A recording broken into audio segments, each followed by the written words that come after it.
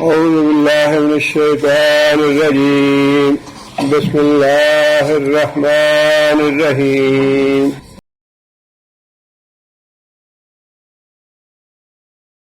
وأخذهم الربا، اور ان کے سود کھانے کی وجہ سے.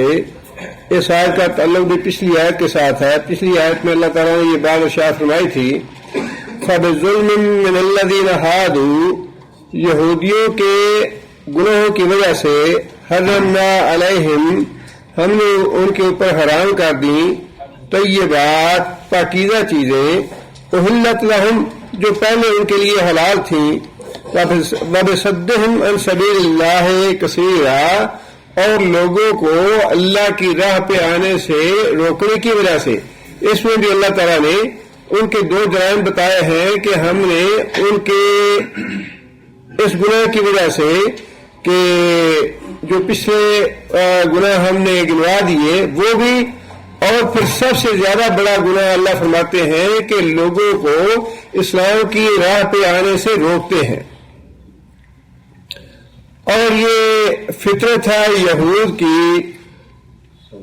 نبی صلی اللہ علیہ وسلم کے زبان مبارک سے کہ وہ مختلف حیلوں بہانوں سے لوگوں کو دین سے برگشتہ کرتے ہیں، دین کے خلاف پروپیگنڈا کرتے ہیں، دین کے خلاف غلط فہمیاں پھیلاتے ہیں. اور آج بھی جتنی دہشت گردی کے نام پہ لڑائی اور جنگ اور خوف پھیلایا جا رہا ہے، یہ در حقیقت دین اسلام کا راستہ روکنے کے لیے ہے. قرآن مجید کی توہین کرنا، رسول اکرم صلی اللہ علیہ وسلم کی توہین کرنا، قوانین حدود کا استہزاء کرنا، یہ جو کچھ بھی ہے اس سب کا مقصد بالکل یہی ہے جو اللہ تعالیٰ نے ارشاد فرمایا ہے کہ ہم نے تم پہ تمہاری کی ہوئی چیزیں جو تھی وہ بھی حرام کر دی تمہارے اوپر سزا کے طور پہ، اس لیے کہ وہ جرائم جو پہلے گنوا چکے ہیں ان سے بھی ایک بڑا گناہ تم کرنے والے ہو، اور وہ بڑا گناہ یہ ہے کہ تم لوگوں کو روکتے ہو اللہ کی راہ پہ آنے سے. ایک تو ہے انسان خود راہ سے رکے، خود ایمان نہ لائے، اور دوسرا جرم یہ ہے کہ خود بھی ایمان نہ لائے، دوسروں کو بھی نہ لانے دے.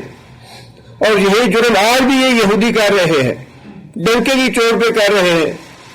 اور اللہ تعالیٰ نے آگے پھر یہ بتایا کہ ایک جرم ان کا اور ہے، اور وہ یہ ہے کہ اخذہم الربا، سود کھاتے ہیں یہ. اور اس کے آگے پھر اللہ تعالیٰ نے یہ بات ارشاد فرمائی وَكَنَّهُ عَنْهُ، حالانکہ ان کو اس سے روکا گیا تھا سود سے. وَأَكْلِهِمْ أَمْوَالَ النَّاسِ بِالْبَاطِلِ، اور لوگوں کے مال باطل طریقے سے کھانے کی وجہ سے بھی. اب آپ یہ دیکھیے، سود بھی تو باطل طریقے سے کھانے والی چیز ہے. آگے اللہ تعالیٰ نے بعد یہ ارشاد فرمائی کہ تم باطل طریقے سے لوگوں کے مال کھاتے ہو، حالانکہ سود بھی وہی چیز ہے، باطل طریقے سے مال کھانا. لیکن سود کی سنگینی اتنی زیادہ ہے کہ اس کی سنگینی کی وجہ سے سود کا ذکر اللہ نے الگ فرمایا کہ تم حرام طریقے سے مال کھانے والے ہو. حالانکہ سود بھی حرام طریقے سے مال کھانا ہے، لیکن اس کا ذکر اللہ تعالیٰ نے الگ سے فرمایا. جس طرح بعض اوقات اللہ تعالیٰ نے فرشتوں کا ذکر کیا قرآن مجید میں، لیکن اگر جبرائیل کا الگ سے کیا ہے یوم یقوم الروح والملائکۃ صفا، قیامت کے دن جبرائیل بھی صف میں کھڑے ہوں گے، فرشتے بھی صف میں کھڑے ہوں گے. حالانکہ جبرائیل بھی فرشتے ہیں، لیکن ان کی اہمیت کی وجہ سے، ان کی سب سے زیادہ فضیلت کی وجہ سے اللہ نے ذکر الگ فرما دیا. اسی طرح سود کی سنگینی کی وجہ سے اللہ تعالیٰ نے اس کا پہلے سے الگ ذکر فرما دیا کہ سود جیسے تمہیں منع کیا گیا تھا تم کھاتے ہو وہ، اور اس کے بعد فرمایا کہ حرام طریقے سے لوگوں کے مال کھاتے ہو. اب یہ بات پیش نظر رہنی چاہیے کہ جن باتوں کے بارے میں اللہ تعالیٰ یہ فرمائے کہ ہم نے اہل کتاب کو منع کیا تھا یا اہل کتاب کو یہ حکم دیا تھا، اس کا مطلب یہ ہے کہ وہی اوامر اور وہی نواہی ہمیں بھی بتائے جا رہے ہیں، ہمیں بھی ان کا حکم دیا جا رہا ہے. اگر اہل کتاب کے لیے سود حرام تھا تو تنبیہ ہے مسلمانوں کے لیے کہ تمہارے لیے بھی حرام ہے اور بہت بڑا گناہ ہے. اس کی سنگینی اتنی زیادہ ہے کہ اس کا باقی مال حرام سے الگ ذکر فرمایا اللہ نے. اور رسول اکرم صلی اللہ علیہ وسلم نے فرمایا کہ مجھے دکھایا گیا کہ ایک آدمی خون کے سمندر میں ہے اور وہ سمندر سے باہر نکلنے کی کوشش کر رہا ہے اور کنارے پہ آدمی کھڑا ہے. جب وہ کنارے کے قریب پہنچتا ہے تو آدمی جو کنارے پہ کھڑا ہے وہ پتھر اس کے ساتھ پہ مارتا ہے اور آدمی پھر سمندر کے وسط میں پہنچ جاتا ہے, پھر ہاتھ پاؤں مارتا ہے نکلنے کے لیے, لیکن پھر جب وہ کنارے پہ پہنچتا ہے تو پھر اس کو پتھر مارتا ہے, پھر سمندر کے اندر چلا جاتا ہے. اور جبرائیل علیہ السلام نے بتایا کہ یا رسول اللہ یہ وہ آدمی ہے جو دنیا میں سود کھاتا تھا, سود میں ڈوبا ہوا تھا. ایک دفعہ آدمی سود میں پڑ جائے تو نکلتا نہیں, ساری عمر پھنسا رہتا ہے اس میں. اور دوسری حدیث میں ہے کہ میں نے دیکھا ایک آدمی کو کہ اس کا پیٹ بہت بڑا ہے اور اس کے پیٹ میں 100 پر بچھو بھرے ہوئے ہیں, اور یہ بھی وہی آدمی ہے جو دنیا میں سود کھاتا ہے. اب دیکھیں مت اتنی ماری رہتی ہے انسان کی کہ اللہ تعالیٰ نے وہ ساری چیزیں جو قیامت کے دن ہوں گی, جنت کی ہوں یا جہنم کی ہوں, دکھا دی ہے بندوں کو یہاں پہ, تاکہ کوئی یہ نہ کہے کہ ہمیں تو پتہ نہیں تھا سانپ اور بچھو کیا ہوتے ہیں. یہ اتنی زہریلی چیز تھی یا اتنی خطرناک چیز تھی تو ہمیں بتایا جاتا تھا کہ ہم دور رہتے ہیں اس سے. انسانوں نے سانپ بھی دیکھے ہیں, بچھو بھی دیکھے ہیں. اس دنیا میں تو بڑا بھاگتا ہے انسان سانپ اور بچھو سے, بہت ڈرتا ہے اس سے, لیکن اللہ کے رسول نے جو بات ارشاد فرمائی ہے اس سے بالکل انسان کا خوف نہیں آتا اور انسان بڑے حوصلے سے سود کھاتا ہے. ساری دنیا کھاتی ہے, کیا کرے, تجارت میں مال لگا نہیں, تجارت میں پیسہ ڈوب جانے کا خطرہ ہے اور اس میں مال محفوظ رہتا ہے, گھر بیٹھے پیسہ ملتا رہتا ہے. اور پھر اس سے پہلے ہم یہ پڑھ چکے ہیں کہ اللہ تعالیٰ نے یہ بات ارشاد فرمائی ہے واضح طور پہ قرآن مجید میں کہ اگر تو واقعی مومن ہو, یا ایھا الذین آمنوا اتقوا اللہ وذروا ما بقی من الربا, سودی لین دین اگر کر رہے ہو تم تو جب تمہیں پتہ چل گیا کہ سود حرام ہے تو اللہ نے فرمایا کہ وذروا ما بقی, کہ جو باقی رہتا ہے وہ لے لو. بڑے صاف اور واضح الفاظ میں ہے. سورہ بقرہ کی 278 آیت ہے کہ جو تمہارا سود رہتا ہے باقی اس کو چھوڑ دو اس لیے کہ یہ حرام ہے. اب اکثر لوگ جو ہے پھر بھی ان کا دل جو ہے وہ قبول نہیں کرتا ہے اس آیت کو. ہاں جی بینک میں اتنا جمع ہو گیا تھا تو اب بینک والوں کو کیوں چھوڑ دیں, اللہ اللہ کا رسول کہتا ہے کہتے رہے, لیکن ہم بینک والوں کو کیوں چھوڑیں, بینک والے فائدہ خواہ اٹھائیں گے. فائدہ اور نقصان کس کے ہاتھ میں ہے, اللہ چاہے تو اس بینک کو دیوالیہ اس کا کر دے, اس بینک کو ختم کر دے, خسارے میں ڈال دے, یہ تو اللہ کے ہاتھ میں ہے. لیکن ہماری یہ سوچ جو ہے, اگرچہ بعض علماء نے اتحاد کیا اور مسئلہ بتایا کہ ٹھیک ہے لے لو اور ثواب نہ حاصل کرنے کی نیت سے کسی کو سود کھلا دو, یہ ہے یہ تعجب کی بات لوگوں کا ہے فتویٰ میں, ٹھیک ہے ممکن ہے یہ صحیح ہو, لیکن بات تو سوچنے کی یہ ہے کہ سود آپ خود تو نہیں کھانا چاہتے, دوسرے کو کھلانا چاہتے ہیں. آپ کے غیر آپ خود تو نہیں پکڑنا چاہتے, دوسرے کے ہاتھ میں دینا چاہتے ہیں. پیشاب آپ خود تو نہیں پینا چاہتے, دوسروں کے پلانا چاہتے ہیں. اور جس کو آپ یہ کہ سمجھتے ہیں اچھا یہ اس کی مدد سود سے کر دیتے ہیں یا پھر رفاع عامہ کا کام اس سے کر دیتے ہیں, آپ کو پتا ہے کہ جس آدمی کی آپ بھلائی کے لیے وہ پیسہ خرچ کر رہے ہیں باقی اس سے اس کو یہ فائدہ ہوگا. آپ کہتے ہیں اچھا یہ مریض ہے, بڑا بیچارہ غریب ہے, کوئی سہارا نہیں ہے, اس کا یتیم ہے یا بیوہ ہے, کوئی اس کا کوئی آسرا نہیں ہے, کوئی اس کا ذریعہ آمدنی نہیں ہے, اب کیا کرے بیچارہ مر جائے گا, کینسر ہے اس کو نہیں علاج کرائے گا, تو آپ اس کو سود کا پیسہ دیتے ہیں کہ ٹھیک ہے یہ علاج کرا لو. آپ کو پتا ہے کہ وہ بچ جائے گا اس سے, یا وہ سود کا پیسہ آپ دے رہے ہیں کسی یتیم کو, کسی بیوہ کو, کسی بے کس کو, کیا وہ اس کے لیے خیر و برکت کا باعث بنے گا؟ یہ سوچ جو ہے نا اللہ کے رسول کے آگے نہ قیاس کرنا چاہیے, نہ عقل کے دو گھوڑے دوڑانے چاہیے. جیسا اللہ کا رسول کہے آنکھیں بند کر کے اس پہ عمل کرنا چاہیے. ہماری جو ہے نا خرابی کا راستہ یہیں سے نکلتا ہے. ہاں جی علماء کہتے ہیں اللہ تعالیٰ معاف کرے، جب ایک نص آئے قرآن مجید کی تو پھر اس کے بعد یہ کیا ضرورت؟ ہاں البتہ ایک صورت یہ ہے کہ آپ کو پہلے پتہ نہیں تھا، آپ نے سیونگ بینک میں جمع کرا دیا، اپنا پیسہ جمع کرا دیا، جب آپ کو پتہ چل گیا آپ نے کہا جی فوراً میں پیسہ جو ہے سیونگ سے اپنے کرنٹ میں اکاؤنٹ میں ٹرانسفر کرتا ہوں، اور اس وقت تک جو پیسہ ملا ہے وہ بھی حکم تو یہی ہے وَذَرُوا مَا بَقِیَ، بڑے صاف الفاظ ہے کہ اس وقت تک بھی جو تمہارا سود بنا ہے، خواہ وہ ساہوکار کے پاس ہے یا بنیے کے پاس ہے یا بینک کے پاس ہے، جس کے پاس بھی ہے، اگر اللہ کو بھی تو پتا تھا کہ جس حرام خور کو چھوڑ رہا ہے اس کا فائدہ ہوگا یا نقصان ہوگا، لیکن جب اللہ نے فرما دیا کہ چھوڑ دو تو پھر لینے کی گنجائش نہیں رہتی باقی۔ اور پھر اس حکم سے پہلے بھی یہ بات ارشاد فرمایا یا ایھا الذین آمنوا، اے لوگوں جو ایمان لائے ہو، اور حکم دینے کے بعد کیا فرمایا؟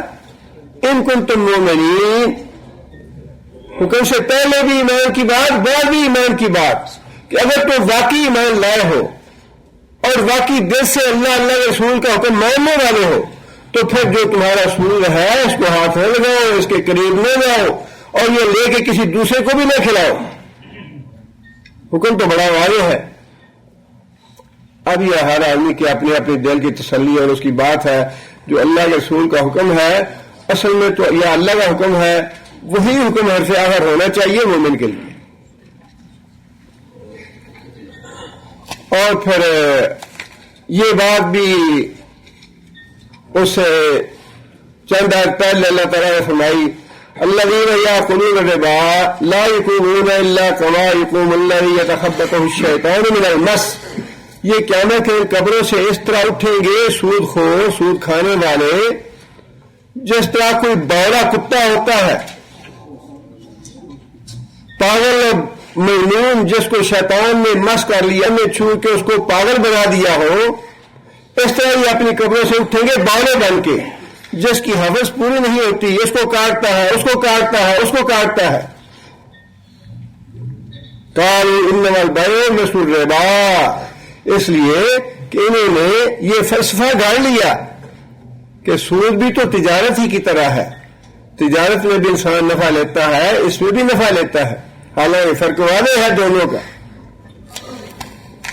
اس لیے اللہ تعالیٰ نے سود کا ذکر جو ہے وہ الگ سے فرمایا کہ مسلمانوں سود سے ہر حال میں بچو، اس کے قریب بھی نہ پھٹکو، اور پھر فرمایا کہ اس کے علاوہ اور بھی جتنے حرام طریقے ہیں مال کمانے کے، مال حاصل کرنے کے، اس سے بھی بچے رہو، اور اس کے علاوہ جتنے مال کھانے کے حرام طریقے ہیں ان میں ایک تو ہر وہ کاروبار، ہر وہ ڈیل جس میں جھوٹ انوالو ہو جائے، جس میں دھوکہ یا فریب انوالو ہو جائے، وہ مال حرام ہو جائے گا۔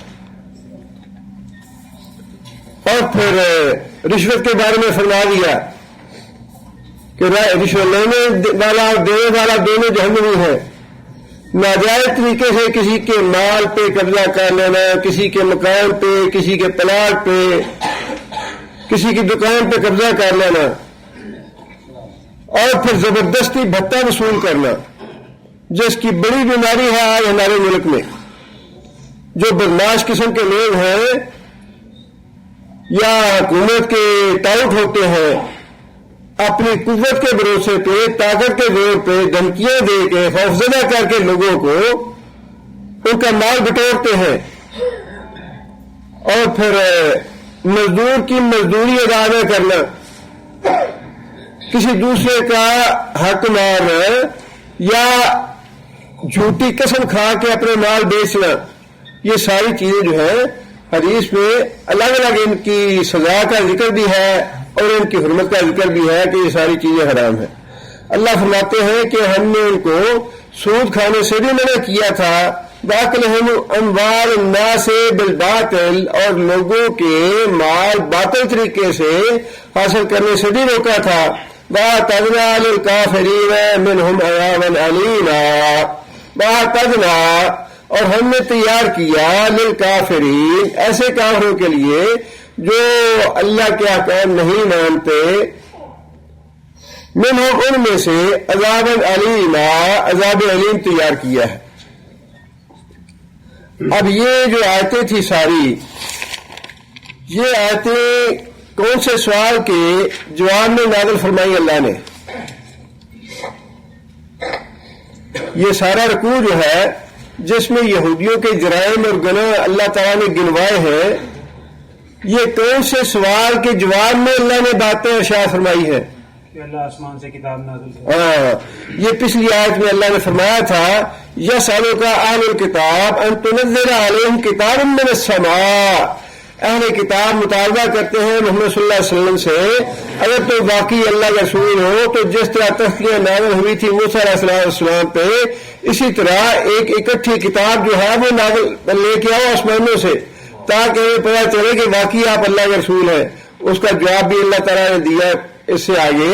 اور پھر ان کی اس طرح کی جو باقی حماقتیں، باقی جرائم اور باقی گناہ تھے ان کا بھی ذکر فرمایا کہ یہ بھی تمہارا گناہ ہے. اور موسیٰ علیہ السلام نے اس سے بھی زیادہ تکلیف دہ سوال کیے.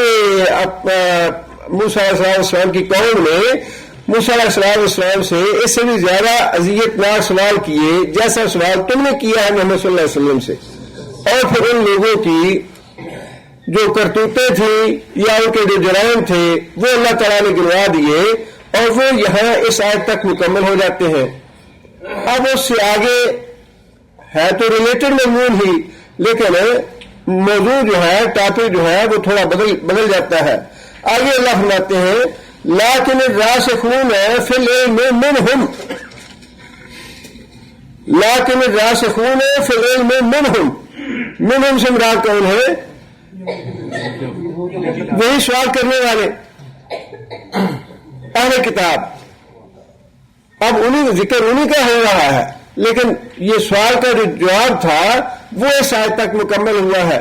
لیکن آگے بھی ذکر ہو رہا ہے یہودیوں کا ہی، لیکن ان یہودیوں کا جو ایمان لانے والے یہودی ہیں یا جو غور و فکر کرنے والے اور نبی صلی اللہ علیہ وسلم کی دعوت کو قبول کرنے والے لوگ تھے یہودی، ان کا ذکر ہے. فرمایا کہ یہودیوں میں سے، اہل کتاب میں سے وہ لوگ راسخون فی العلم، راسخ کا معنی پکا، اپنی جگہ پہ جمے رہنے والا. علم میں پکا کون ہے؟ علم کی قسمیں تو بہت زیادہ ہیں. انسان اپنی عقل سے بھی سوچ بچار کرتا ہے اور علم حاصل کرتا ہے، اپنے باپ دادا کو دیکھ کے بھی علم حاصل کرتا ہے، اپنے معاشرے کے رسم و رواج کو دیکھ کے بھی علم حاصل کرتا ہے. لیکن قرآن جسے علم کہتا ہے وہ صرف ایک ہی علم ہے، وہ ہے علم واحد. اس لیے اللہ تعالیٰ نے یہ بات ارشاد فرمائی کہ یہودیوں میں سے یا اہل کتاب میں سے وہ لوگ جو علم واحد کو تھامے ہوئے ہیں، علم واحد پہ جن کا پکا یقین ہے، جو جمے ہوئے ہیں کہ اصل علم جو ہے وہ علم واحد ہے، جو واحد کے لیے بات معلوم ہو جائے وہی صحیح ہے، وہی سچی ہے، حق بات وہی ہے. راسخون فی العلم منہم والمؤمنون، اور وہ ایمان لانے والے ہیں کس پہ؟ اپنے پیغمبر پہ. اپنے وقت کا جو پیغمبر تھا اس پہ ایمان لائے. یہودی موسیٰ علیہ السلام پہ ایمان لائے اور عیسائی عیسیٰ علیہ السلام پہ ایمان لائے. اور پھر ان میں سے یہودیوں میں سے جو عیسائی تھے یا جنہوں نے عیسیٰ علیہ السلام پہ ایمان لایا ان کا ذکر ہے کہ والمؤمنون، اور وہ ایمان بھی لاتے ہیں اپنے اپنے پیغمبر پہ اپنے اپنے وقت میں. ان کا ذکر ہو رہا ہے کہ ان کا جو معاملہ ہے وہ جو پہلے ذکر کیے گئے یہودی ہیں ان سے ذرا مختلف ہے. مختلف اس طرح سے یؤمنون بما انزل الیک، وہ ایمان لاتے ہیں اس تعلیم پر انزل الیک جو نازل کی گئی تیری طرف. مراد کون ہے؟ نبی صلی اللہ علیہ وسلم. یعنی آپ محمد صلی اللہ علیہ وسلم. یہودیوں میں سے کچھ لوگ ایسے بھی ہیں جو علم راسخ علم بحث پہ یقین رکھنے والے ہیں، اور وہ ہے مومن اپنے نبی کے اعتبار سے، اور پھر وہ محمد صلی اللہ علیہ وسلم پہ بھی ایمان لاتے ہیں. اور اسی لیے نبی صلی اللہ علیہ وسلم نے یہ فرمایا اہل کتاب جب مجھ پہ ایمان لائیں گے تو ان کے لیے کتنے ثواب ہیں؟ 2 ثواب ہیں. ایک ثواب کس بات کا؟ اپنے نبی پہ ایمان لانے کا، اور دوسرا ثواب میرے اوپر ایمان لانے کا. اس لیے بے وفاؤں کو مومنون کہا. مومن ہے اپنے نبیوں کے معاملے میں، اور پھر یہ مومن وہ ایمان لاتے ہیں بما انزل الیک، نبی صلی اللہ علیہ وسلم کی نازل کردہ تعلیم پہ بھی ایمان لاتے ہیں. وہ دوہرا ایمان ہے ان کا. اور ان میں عبداللہ بن سلام سب سے زیادہ مشہور ہیں. ان کے علاوہ بھی 3-4 علماء تھے. حضرت زید بن سعید تھے اور اسد بن عبید تھے. یہ یہودیوں کے علماء تھے جو ایمان لائے. اشارہ ہے ان لوگوں کی طرف کہ وہ اپنے انبیاء پہ بھی ایمان لائے اور اس کے بعد ایمان لائے اس تعلیم پر جو محمد صلی اللہ علیہ وسلم پہ نازل کی گئی. وما انزل من قبلک، اور محمد صلی اللہ علیہ وسلم سے پہلے بھی جتنی تعلیم نازل کی گئی اس پہ بھی ایمان لائے. اور سارے قرآن مجید میں انزل من قبلک کے بعد انزل من بعدک کہیں بھی نہیں آیا. انزل من قبلک تو آیا ہے اس لیے کہ نبی صلی اللہ علیہ وسلم سے پہلے انبیاء تشریف لائے دنیا میں، لیکن نبی صلی اللہ علیہ وسلم کے بعد نہ کوئی آیا ہے نہ آئے گا. اس لیے قرآن مجید میں کہیں بھی من بعدک کا ذکر نہیں ہے. اور یہی اس بات کا ثبوت ہے کہ رسول اکرم صلی اللہ علیہ وسلم جو ہے وہ آخر الزمان ہے. ختم نبوت ختم ہو گئی نبی صلی اللہ علیہ وسلم پہ. خاتم النبیین ہے نبی صلی اللہ علیہ وسلم. والمقیمین الصلاۃ، ایمان کے فوراً بعد جو دوسری چیز ہے وہ کیا ہے؟ نماز قائم کرنے والے. نماز بڑی اہم ہے. نماز کی 5 کی بجائے 50 کا ثواب اللہ نے ایسے نہیں رکھا ہوا. 5 نمازیں پڑھ کے 50 کا ثواب حاصل کرنے کا ثواب اللہ نے یوں ہی نہیں رکھا ہوا. نماز کا اصل نماز جیسے میں نے اس سے پہلے عرض کیا تھا، مومن اصل تو وہی ہے جس میں نماز کا پورا پورا حق ادا کیا جائے. چوری کی نماز پڑھنے کیا نماز ہوئی جس کے بارے میں نبی صلی اللہ علیہ وسلم نے فرمایا کہ کوئی رکوع کا چور ہے، کوئی سجدے کا چور ہے، کوئی کسی چیز کا چور ہے. اور پھر فرمایا کہ یہ امانت تھا. امانت نماز امانت تھا، وضو امانت تھا. امانت کا مطلب یہی ہے کہ امیر بن کے امانت ادا کرو. امیر بن کے منافقوں کی نماز ادا نہ کرو بلکہ امیر بن کے مومن آدمی کی نماز ادا کرو. ارکان بھی پورے ادا کرو. اور پھر خشوع جو ہے وہ رکن ہے نماز کا. خشوع جو ہے انہا لکبیرۃ الا علی الخاشعین، خشوع کرنے والوں کے لیے یہ آسان ہے، ورنہ یہ بہت بھاری ہے نماز 5 وقت کی. خشوع یہ ہے کہ انسان کی پوری توجہ نماز پہ ہو اور انسان اس طرح جھک کے کھڑا ہو جیسے کوئی غلام اپنے آقا کے سامنے کھڑا ہے. ادھر ادھر کی باتیں نماز میں نہ آئے. اگرچہ شیطان اپنا حصہ تو لیتا ہے ضرور اور کوشش کرتا ہے، لیکن اگر توجہ بھی نماز میں ہو اور پھر تھوڑی سی انسان کا دھیان الفاظ کی طرف ہو، ترجمے کی طرف ہو، مفہوم آیات کا آتا ہو اور انسان کی توجہ اسی طرف ہو کہ امام جو صورتیں پڑھ رہا ہے، جو آیتیں تلاوت کر رہا ہے، اللہ تعالیٰ کیا ارشاد فرما رہے ہیں اس میں، تو پھر انسان کی توجہ جو ہے وہ کم دوسری طرف جاتی ہے. ورنہ پھر انسان کھڑا تو ہوتا ہے مسجد میں اللہ کے حضور اور پہنچا ہوتا ہے اپنے گھر میں پاکستان، ورنہ پھر ایسا ہی معاملہ ہوتا ہے اس لیے کچھ یہی کرنی چاہیے کہ کم از کم آخری پارے کی جو صورتیں ہیں ان کا ترجمہ انسان پڑھے اور نماز پڑھتے ہوئے توجہ جو ہے ترجمے کی طرف رہے، دھیان رہے کہ اللہ تعالیٰ کیا ارشاد فرما رہے۔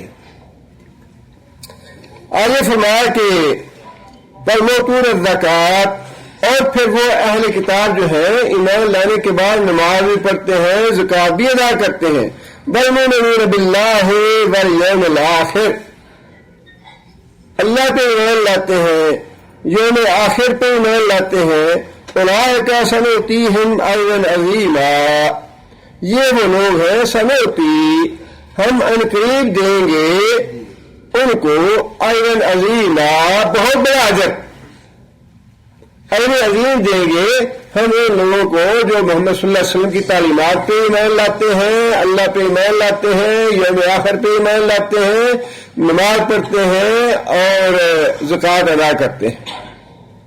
بڑا سادہ ہے اسلام، بہت زیادہ جتنے بھی انسان اپنی یہ پیچیدگیاں پیدا کر لے، جتنی بھی الجھنیں پیدا کر لے، وہ انسان کی اپنی پیدا کی ہوئی ہے، لیکن اسلام جو ہے اس کا مطالبہ بڑا سیدھا سادہ ہے۔ اللہ پہ ایمان لاؤ، محمد صلی اللہ علیہ وسلم کی نازل کردہ ساری تعلیمات پہ ایمان لاؤ، لیکن اس کے لیے ضروری نہیں ہے کہ تعلیمات کا علم بھی ہو۔ ربنا آمنا بما انزلت، یہی کافی ہے، یا اللہ جو بھی تو نے نازل کیا ہے۔ اب ایک آدمی تو عالم فاضل تو نہیں ہو سکتا ہر آدمی کہ اس کے حافظے میں یا اس کے علم میں ہر وہ چیز ہو جو اللہ نے نازل فرمائی ہے، لہذا یہ کہہ دینا کافی ہے ربنا آمنا بما انزلت، یا اللہ ہم ایمان لاتے ہیں جو بھی تو نے نازل کیا ہے، اور اللہ جانتا ہے اللہ نے کیا کچھ نازل کیا ہے، واتبعنا الرسول، اور یا اللہ جتنے بھی تیرے رسول ہیں ان سب کی تعلیم ایک ہی ہے اور اس کی ہم اتباع کرتے ہیں، فاکتبنا مع الشاہدین، یا اللہ تیرے توحید کے بارے میں، انبیاء کی رسالت کے بارے میں، آخرت کے بارے میں جو لوگ گواہی دینے والے ہیں ان میں ہمارا نام بھی لکھ لے، سیدھا سا معاملہ ہے۔ آگے پھر اللہ تعالیٰ نے چونکہ مطالبہ یہ تھا نبی صلی اللہ علیہ وسلم سے کہ آپ ایک کتاب لائیے ہمارے سامنے، یا پھر ہمارے نام خطوط ہو جس میں لکھا ہو کہ فلاں فلاں کے نام ہے، یہ خط اللہ تعالیٰ کی طرف سے اور میں نے محمد صلی اللہ علیہ وسلم کو اپنا رسول بنا کے بھیجا ہے، اور آپ سے درخواست ہے کہ آپ تشریف لائیں محمد صلی اللہ علیہ وسلم کے پاس اور ایمان لائیں ان پہ، یہ خط ہونے چاہیے ہمارے نام۔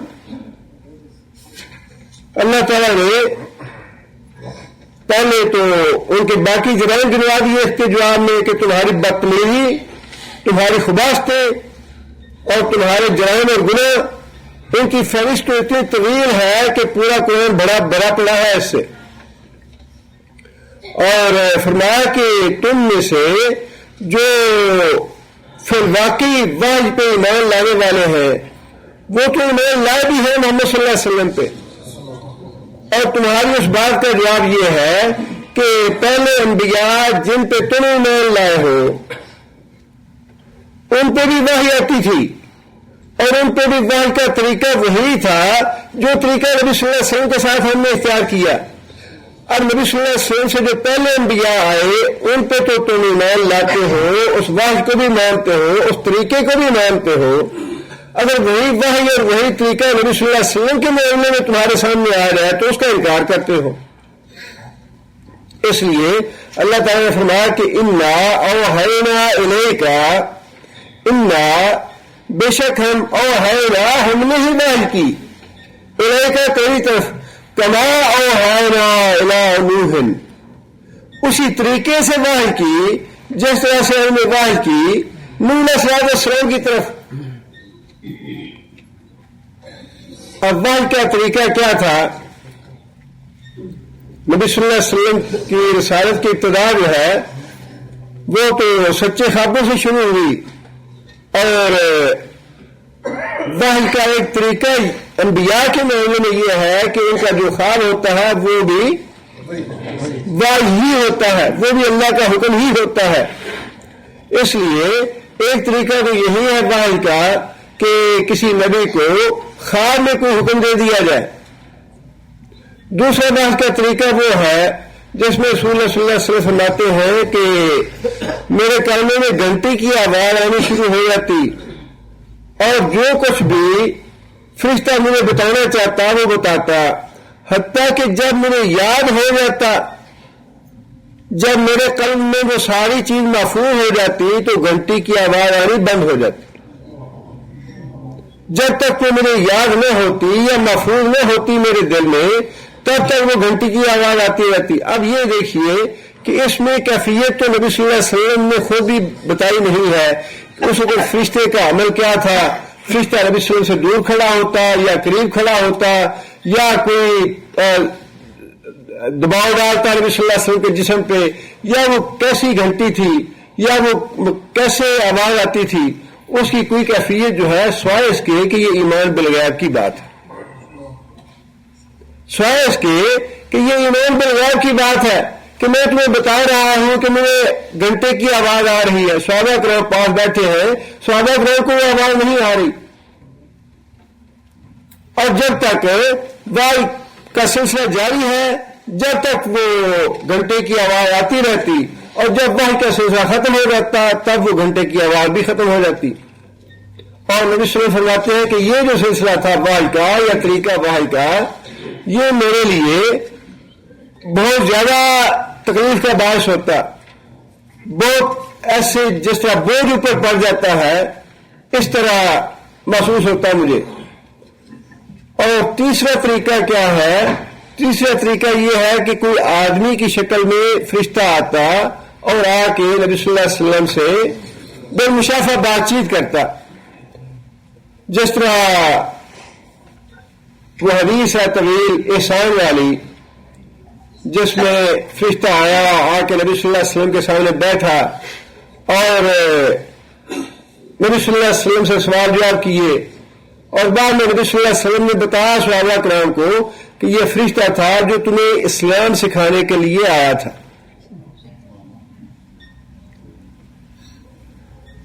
نبی صلی اللہ علیہ وسلم کے پاس ایک آدمی آیا اور جناب جبرائیل دہیہ قلبی کی شکل میں آتے تھے نبی صلی اللہ علیہ وسلم سے ملاقات کرنے کے لیے. بہت وجیح اور خوبصورت شکل کے تھے دہیہ قلبی. وہ آدمی نبی صلی اللہ علیہ وسلم سے بات کرتا رہا. وہ جب چلا گیا تو امہات المومنین میں سے کوئی تھی. نبی صلی اللہ علیہ وسلم نے پوچھا کہ تم جانتے ہو یہ کون تھا؟ انہوں نے کہا کہ دہیہ قلبی تھے جو آپ سے بات کر رہے تھے. نبی صلی اللہ علیہ وسلم نے بتایا کہ نہیں یہ جبرائیل تھے. اور ایک طریقہ یہ ہے وحی کا کہ جبرائیل جو ہے وہ آدمی کی شکل میں آ کے نبی صلی اللہ علیہ وسلم کو سے بات کریں یا کوئی نبی صلی اللہ علیہ وسلم کو بات بتلائیں.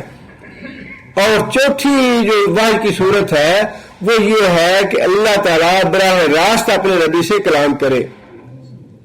ایسے حضرت موسیٰ علیہ السلام کا تو خاص فضیلت ہی یہ ہے کہ وہ کلیم اللہ ہے. اللہ تعالیٰ نے براہ راست ان سے کلام کی، لیکن نبی صلی اللہ علیہ وسلم سے بھی معراج کے موقع پہ براہ راست کلام کا جو یہ طریقہ تھا یہ بھی نبی صلی اللہ علیہ وسلم کے ساتھ ہوا. نبی صلی اللہ علیہ وسلم نے بالمشافہ اللہ تعالیٰ سے معراج کے موقع پہ بات فرمائی. اب یہ چار طریقے تھے وحی کے.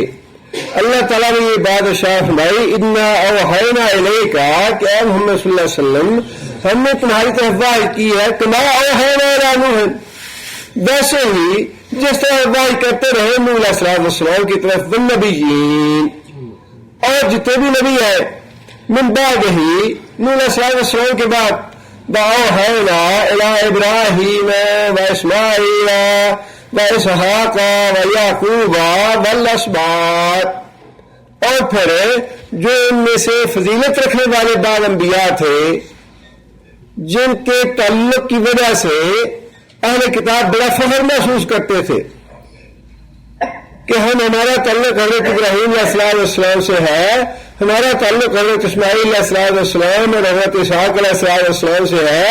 اللہ تعالیٰ نے الگ سے ذکر کیا کہ ان پہ بھی وحی کرنے کا طریقہ تو وہی تھا جو محمد صلی اللہ علیہ وسلم کے ساتھ ہم نے طریقہ اختیار کیا ہے اسی طریقے سے ہم پہلے انبیاء کی طرف بھی وحی کرتے رہے ہیں. بل اسبات اور ان کی جو آگے اولاد آئی انبیاء کی ان میں سے جو نبی تھے ان کے ساتھ بھی وحی کا طریقہ وہی تھا. عیسیٰ اور عیسیٰ علیہ السلام کے ساتھ بھی ایوب علیہ السلام کے ساتھ بھی یونس علیہ السلام کے ساتھ بھی ہارون اور ہارون علیہ السلام سلیمان اور سلیمان علیہ السلام کے ساتھ بھی داؤد زبورا اور ہم نے دی ان کو کتاب زبور کا اللہ نے الگ سے ذکر کیوں فرمایا؟ تورات بھی دی اللہ تعالیٰ نے, انجیل بھی دی اللہ تعالیٰ نے, اور بعد میں قرآن مجید تھا. تورات جو تھی وہ تو اللہ تعالیٰ نے تختیوں کی شکل میں احکام اکٹھے دے دیے, اور اہل کتاب کا مطالبہ یہ تھا کہ جس طرح تورات اکٹھی اللہ تعالیٰ نے دی ہے موسیٰ علیہ السلام کو, اسی طرح اکٹھا قرآن مجید آپ کو ملنا چاہیے اگر یہ اللہ کی طرف سے نازل کرتا ہے. لیکن زبور جو تھی وہ اکٹھی نازل نہیں ہوئی, وہ بالکل اسی طرح نازل ہوئی جس طرح قرآن مجید الگ الگ آیتوں میں نازل ہوا. اس لیے اللہ تعالیٰ نے اس کی حجت بھی پوری کر دی کہ زبور پہ تمہارا ایمان ہے, حالانکہ زبور بھی اکٹھی نازل نہیں ہوئی. زبور بھی اسی طرح ضرورت کے مطابق جیسے قرآن کی آیتیں ہم نازل کر رہے ہیں اسی طرح ہم نے زبور کی آیتیں بھی الگ الگ موقعوں پہ الگ الگ ضرورت کے حساب سے ہم نے نازل کی.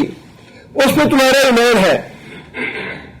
تو پھر قرآن مجید کے بارے میں تمہارا یہ اعتراض کیسے درست ہو سکتا ہے کہ یہ اکٹھا نازل کیوں نہیں کیا جاتا؟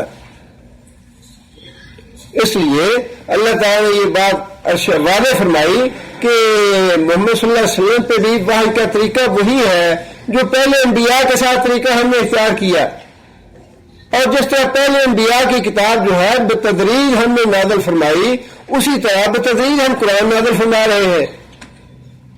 اس پہ تمہارا اعتراض یہ ہے کہ یہ بتدریج نازل کیوں ہو رہا ہے, یہ اکٹھا نازل کیوں نہیں ہوتا؟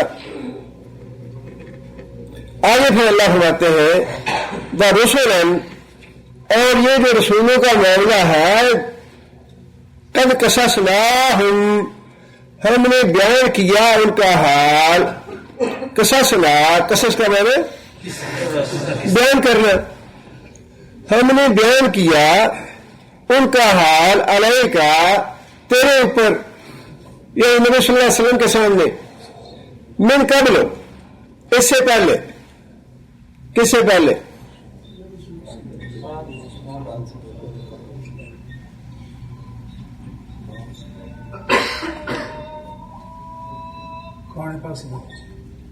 اس سورہ سے پہلے اور بہت سی صورتیں نازل ہوئی. یہ مدنی صورت ہے اور مکی صورتوں میں بھی انبیاء کے ذکر ہے. انبیاء کے حالات جو ہے مکی صورتوں میں بھی موجود ہیں. اللہ فرما رہے ہیں کہ یہ جو صورت ہم اب نازل کر رہے ہیں سورہ نساء جن میں ہم نے انبیاء کا ذکر کیا, اس سے پہلے بھی ہم انبیاء کے بعد انبیاء کے واقعات تمہیں بتا چکے ہیں. من قبل سے مراد سورہ سے پہلے, یہ سورہ نازل ہونے سے پہلے ہم بعض انبیاء کے حالات تمہیں بتا چکے ہیں. آگے فرمایا کہ رسولن, اور بعض رسول ایسے ہیں لم نقصصہم علیک, لم نقصصہم جن کے حالات ہم نے نہیں بتائے علیکہ تیرے اوپر,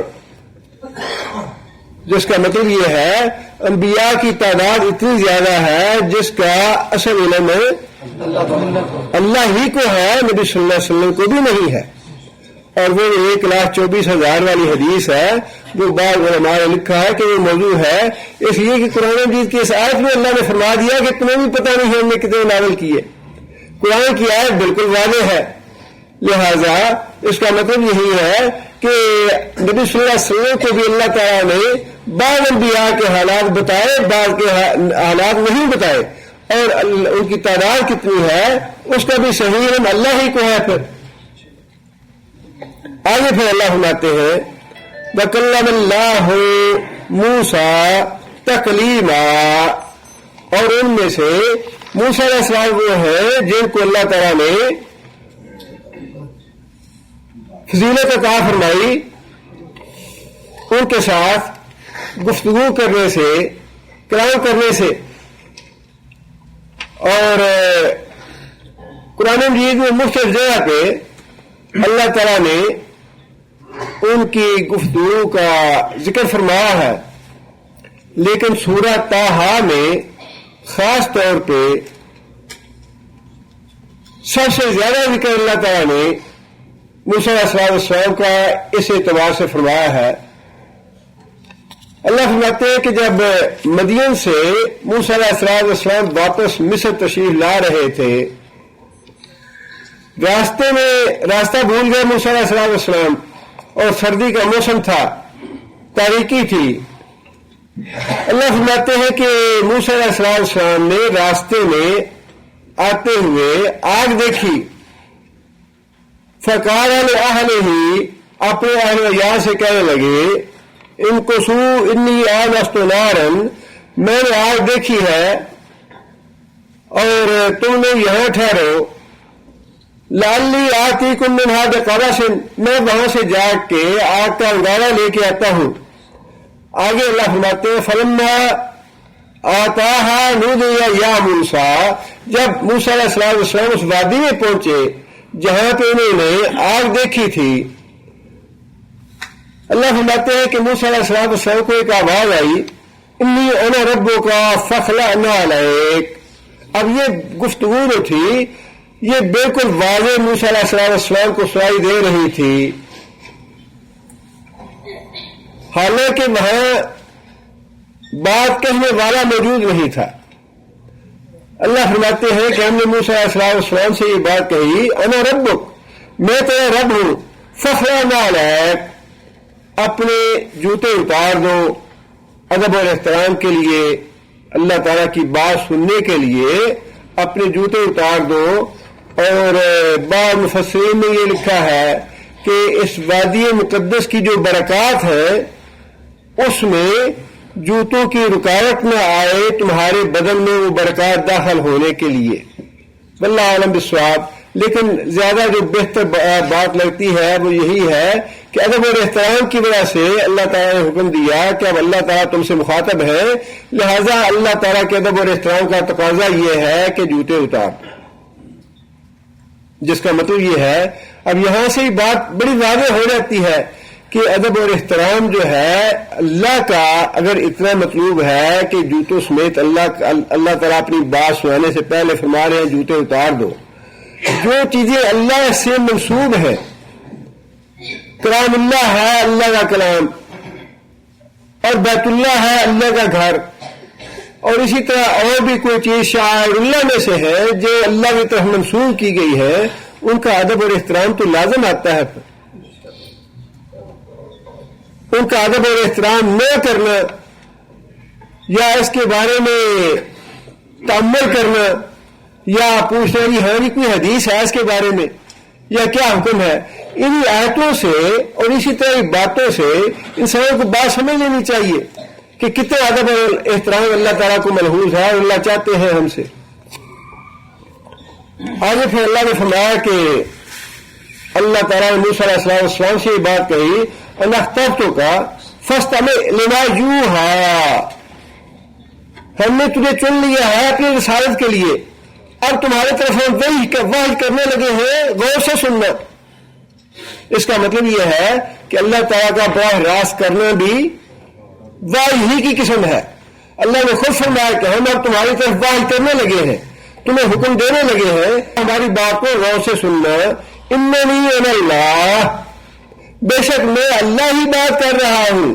اس بارے میں کسی الجھن میں یا غلط فہمی میں نہ پڑنا کہ پتہ نہیں کس کی آواز تھی. اننی انا اللہ، بے شک میں اللہ ہی ہوں، لا الہ الا انا. سب سے پہلی بات جو اللہ تعالیٰ نے فرمائی وہ یہی تھی توحید کی کہ میرے علاوہ کوئی دوسرا الہ نہیں.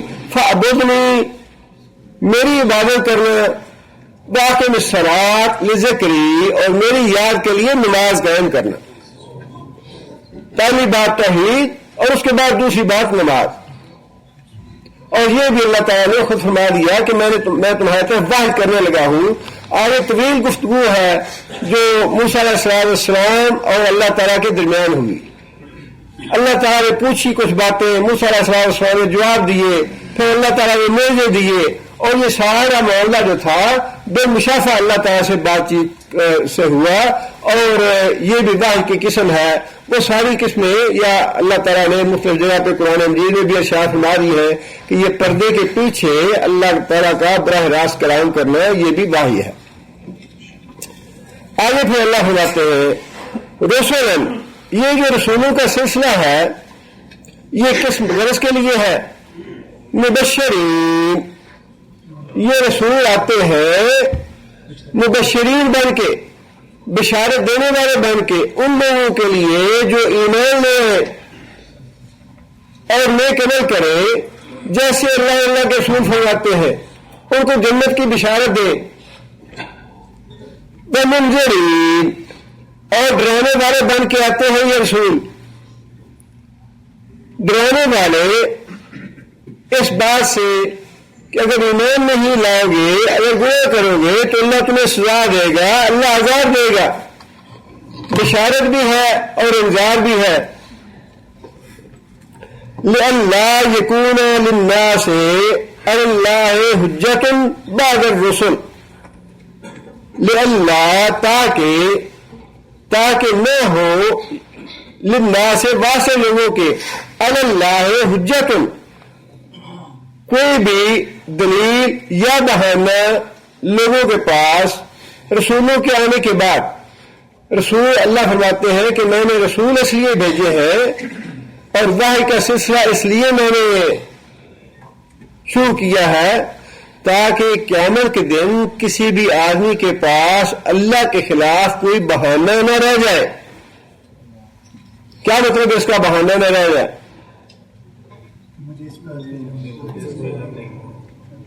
مجھے پتا نہیں۔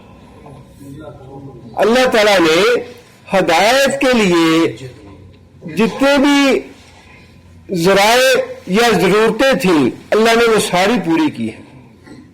انسان کی ہدایت کے لیے جتنی چیزیں درکار تھیں اللہ تعالیٰ نے وہ ساری چیزیں پوری کر دی ہیں۔ سب سے پہلی بات تو یہ اللہ تعالیٰ نے انسان کو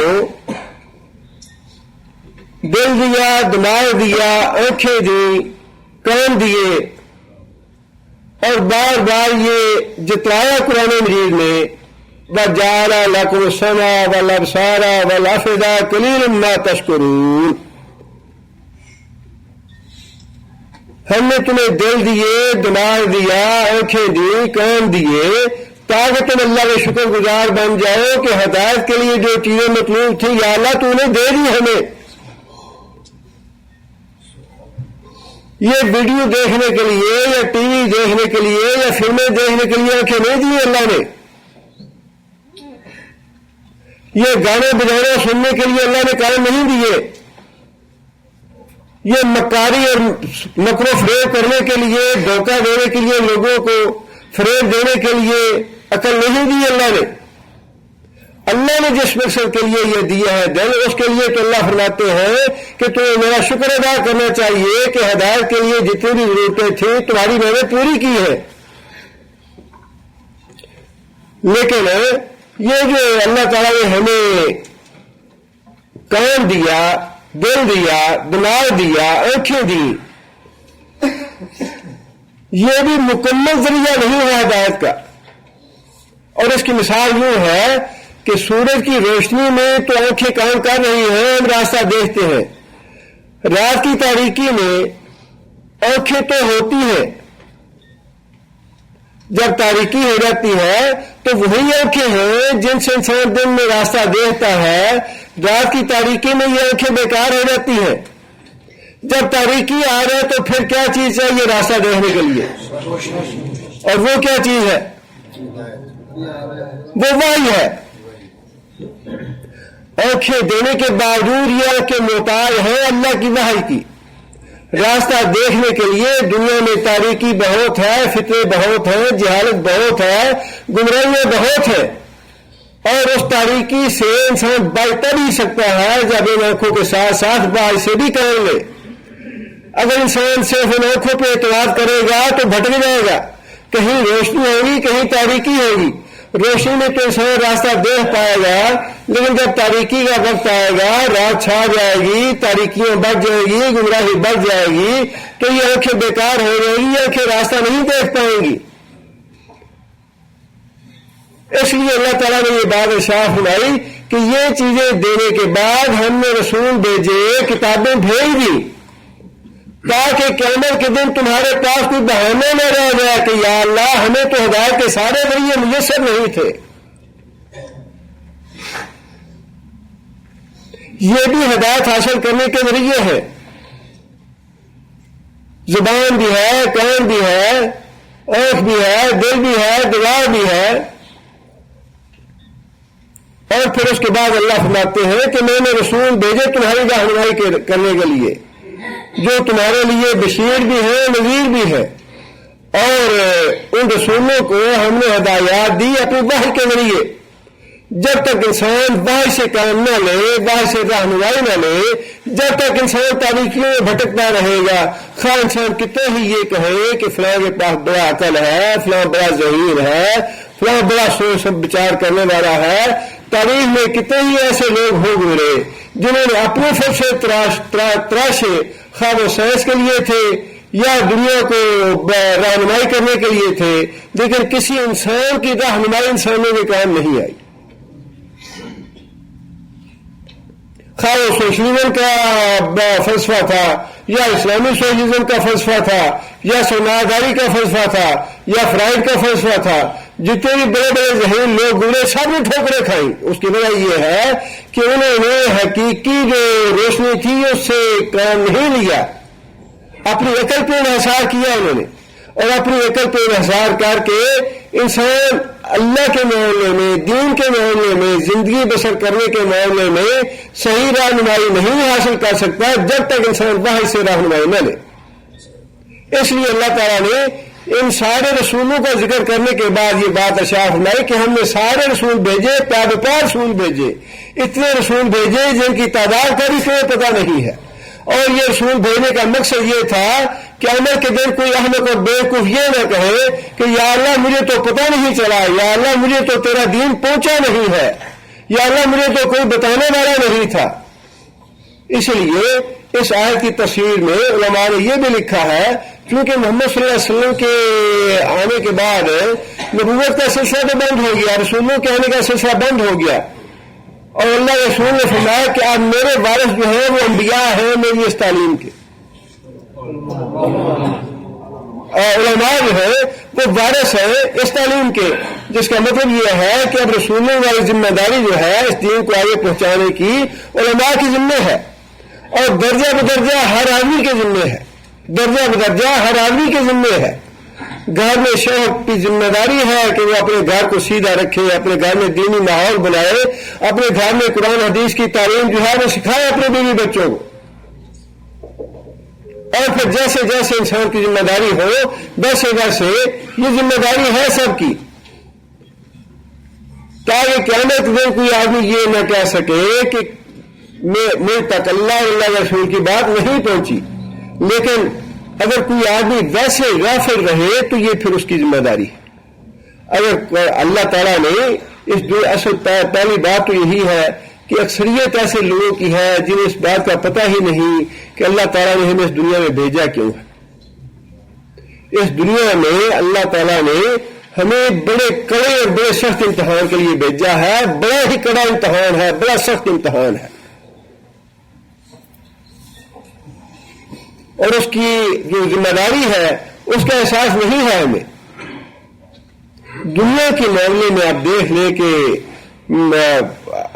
ہر جگہ پہ یہ گاڑیاں واڑیاں دھونے والے لوگ ہوتے ہیں، صبح اذان سے پہلے اٹھے ہوتے ہیں اپنی دنیا کے لیے، نماز کے لیے انہیں کہیں اچھا بھی اچھا پڑھ لیں گے، نماز کے لیے وقت نہیں ہے۔ اگر یہ پتا ہو کہ اس طرز زندگی کا انجام کیا ہونا ہے، اس کی سزا کتنی بھگتنی پڑنی ہے، تو کیا انسان اپنی زندگی کا رخ بدلے گا نہیں؟ لیکن احساس ہی نہیں ہے ہمیں کہ اللہ نے ہمیں کس مقصد کے لیے بھیجا ہے۔ اگر کوئی آدمی ساری زندگی قرآن کو ہاتھ میں لگائے، مسجد میں جانے کا تردد ہی نہ کرے، کسی عالم آدمی کی بات سننے کے لیے تیار ہی نہ ہو، اور پھر وہ کہے جی اچھا جی ہمیں تو پتہ نہیں چلا کیا اسلام کیا ہے، قرآن کیا ہے، احکام کیا ہے، اللہ نے کیا حکم دیا ہے ہمیں، تو یہ اس کا مطلب نہیں ہے۔ اس کا مطلب یہ ہے کہ انسان جو ہے وہ جد و جہد کر کے، کوشش کر کے دین کو حاصل کرے، تاکہ قیامت کے دن یہ نہ کہہ سکے کہ یا اللہ میں تیرا دین پڑھ نہیں سکا، تیرا دین سیکھ نہیں سکا۔ اس دنیا میں آنے کا مقصد جو ہے وہ تو صرف نماز پڑھنا ہے، نماز پڑھنا۔ وما خلقت الجن والانس الا ليعبدون، بندگی کرو اللہ کی، نماز پڑھو، نماز پڑھو، نماز پڑھو۔ نماز نہیں پڑھو گے، نماز چھوڑو گے تو گمراہ ہو جاؤ گے، آخر میں ذلیل و رسوا ہو جاؤ گے، جہنم میں چلے جاؤ گے۔ اس دنیا میں آنے کا مقصد ہے نماز پڑھنا، یہ 5 کی 50 ایسے نہیں اللہ نے دی۔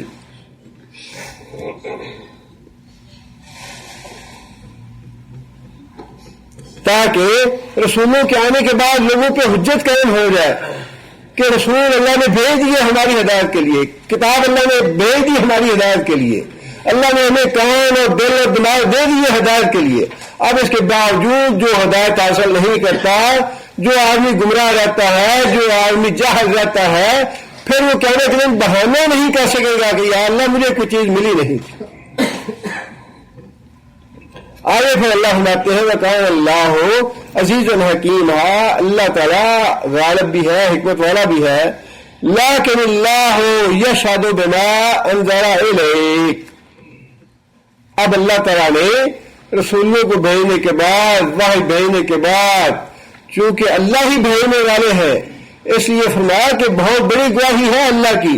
لَكِنِ اللَّهُ يَشْهَدُ، اب اللہ گواہی دیتا ہے اس چیز کے بارے میں، انزل الیک، جو ہم نے تیری طرف نازل کی، اس کی گواہی اللہ دیتے ہیں۔ کیا گواہی دیتے ہیں اللہ؟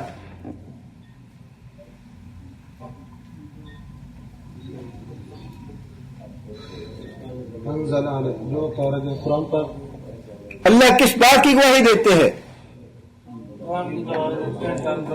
اللہ دیکھیں نا آگے لکھا ہے اس بات کی گواہی انزل الیک، جو تعلیم ہم نے تمہاری طرف بھیجی ہے اس کی گواہی میں دیتا ہوں کہ میں نے واقعی بھیجی ہے۔ میں نے ایک آدمی کو 1000 ریال دیا ہے، اب جھگڑا پڑ گیا کہ بھائی دیا یا نہیں دیا، میں کہتا ہوں کہ میں خود دینے والا ہوں، مجھے پتا ہے میں نے دیے ہیں۔ بھیجنے والا رسول کو تعلیم نازل کرنے والا خود کہہ رہا ہے میں گواہی دیتا ہوں میں نے بھیجا ہے محمد صلی اللہ علیہ وسلم کو، میں گواہی دیتا ہوں میں نے گواہی بھیجی ہے اس پہ۔ اب اس سے بڑی گواہی کس کی ہوگی؟ بھئی جس سے متعلقہ معاملہ ہے وہ آدمی خود اس بات کی گواہی دے رہا ہے کہ بھئی 1000 ریال میں نے خود دیے ہیں اپنے ہاتھوں سے، اب اس سے بڑی گواہی اور کس کی ہوگی؟ اب اللہ خود فرماتے ہیں کہ میں گواہی دیتا ہوں کہ محمد صلی اللہ علیہ وسلم کو میں نے رسول بنایا ہے، میں گواہی دیتا ہوں کہ میں نے جبرائیل کو بھیجا ہے ان کی طرف، میں گواہی دیتا ہوں قرآن میں نے نازل کیا ہے ان کی طرف۔ اب اللہ کی گواہی سے بڑی گواہی اور کس کی چاہیے ہمیں؟ اور آگے فرمایا کہ انزلہ بعلمہ، جو کچھ بھی اللہ نے نازل کیا محمد صلی اللہ علیہ وسلم کی طرف ہے، انزلہ بعلمہ، اللہ تعالیٰ نے اس کو اپنے علم کی بنیاد پہ بھیجا ہے، اللہ نے اس کو اپنے علم کی بنیاد پہ بھیجا ہے، اور اللہ کا علم جو ہے وہ تو برحق ہے۔ قولُ کالحق ووعدُ کالحق، یا اللہ تیرا قول بھی حق ہے، تیرا وعدہ بھی حق ہے۔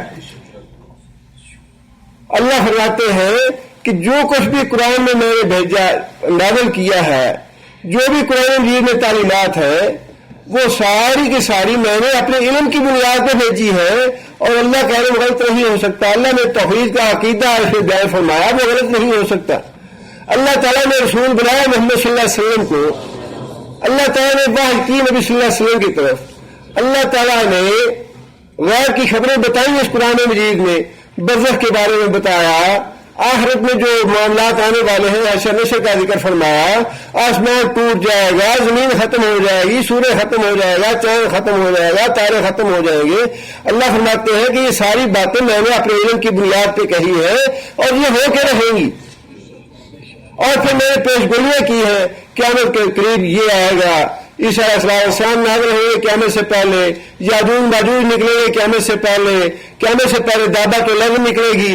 اللہ فرماتے ہیں کہ یہ ساری باتیں میں نے اپنے علم کی بنیاد پہ کہی ہے، اور یہ ایسا ہو کے رہے گا، میرا علم غلط نہیں ہوگا۔ اور پھر اس سے دوسری جو بات معلوم ہوتی ہے وہ یہ معلوم ہوتی ہے کہ اللہ کے علم کے حصول کا ذریعہ کیا ہے؟ اللہ تعالیٰ نے قرآن میں اپنے علم کی بنیاد پہ ساری باتیں بھیجی ہے، لکھی ہے، باہر کی ہے۔ اب ہم نے علم حاصل کرنا ہے، کہاں سے حاصل کریں گے؟ قرآن سے۔